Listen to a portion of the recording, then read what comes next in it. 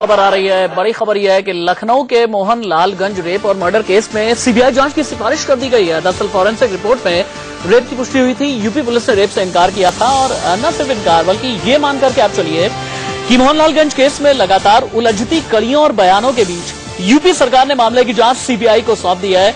इस केस में पुलिस ने खुलासे की एक बड़ी स्क्रिप्ट रची थी। इस स्क्रिप्ट में न तो उसके किरदार फिट बैठ रहे थे और न ही जो साक्ष्य था न ही सबूत। अब फॉरेंसिक रिपोर्ट ने भी पुलिस के दावे पर सवाल खड़े कर दिए हैं। डीएनयू संवाददाता विपिन चौबे मेरे साथ मौजूद है। विपिन, मृतका के जो परिवार वाले थे वो लगातार सीबीआई जांच की मांग कर रहे थे और सीबीआई जांच की मांग को लेकर के ये लोग धरने पर भी बैठे हुए थे। क्या ये माना जाए कि फॉरेंसिक रिपोर्ट आने के बाद यूपी पुलिस का झूठ जब बेनकाब हुआ है उसके बाद अब जाकर के यूपी सरकार ने मामले की जांच सीबीआई को सौंपी है?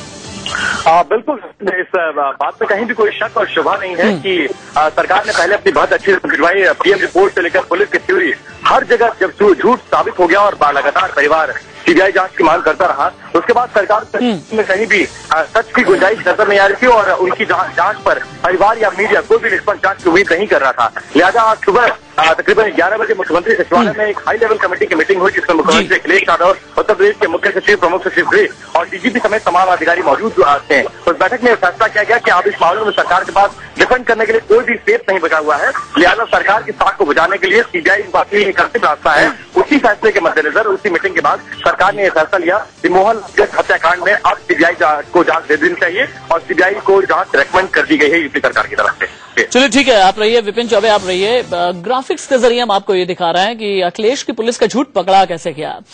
इस मामले में पुलिस अधिकारियों के दावे और पोस्टमार्टम रिपोर्ट शुरू से ही सवालों के घेरे में रहे।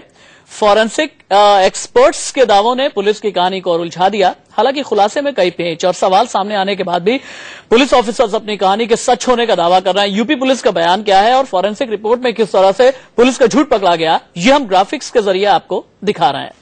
पुलिस ने मामले में कहानी खूब बनाई, लेकिन महकमे के अफसरों के विरोधाभासी बयानों ने ही सबसे पहले इस पर सवाल खड़े कर दिए थे। आपको याद होगा इसमें सबसे पहला नाम आता है ईओडब्ल्यू की एडीजी हैं सुतापा सान्याल। एडीजी के दो बयान आए। पहला ये कि वारदात में एक से ज्यादा लोग शामिल हैं और दूसरा ये कि पीड़िता के शव को अभी प्रिजर्व रखा जाएगा, लेकिन दोनों ही बयान गलत साबित हुए। पुलिस ने जब खुलासा किया तो एक ही आदमी की भूमिका बताई। पीड़िता का शव का एडीजी के बयान के कुछ घंटों के बाद ही आनन फानन में अंतिम संस्कार कर दिया गया। शव के अंतिम संस्कार में पुलिस ने जिस तरह की हड़बड़ाहट दिखाई उसमें शक और भी बढ़ता चला गया। विपिन चौबे मेरे साथ मौजूद है। विपिन, मुझे ये बताइए, सीबीआई जांच की सिफारिश की गई है। सीबीआई जांच को लेकर के क्या एक कोई निश्चित टाइम फ्रेम है? देखिए, सरकार जब रिकमेंडेशन करती है तो ये अब केंद्र सरकार, गृह मंत्रालय और सीबीआई के ऊपर होता है इस मामले की वो जांच करेगी या नहीं करेगी। लेकिन अगर इसी मामले में कोर्ट आदेश देता है तो सीबीआई को जांच करना ही करना होगा। लेकिन इस पूरे मामले में सीबीआई ने यूपी सरकार ने सीबीआई जांच की रिकमेंडेशन करके अपना पल्ला छुड़ा लिया है। अब ये गृह मंत्रालय, केंद्र सरकार और सीबीआई को तय कर रहा है कि ये कब जांच शुरू की जाएगी, ये केस टेकअप होगा या नहीं होगा। अगर होता है तो कितने टाइम फ्रेम में इसकी जांच हो जाएगी, ये अभी तक तय नहीं हो पाया है।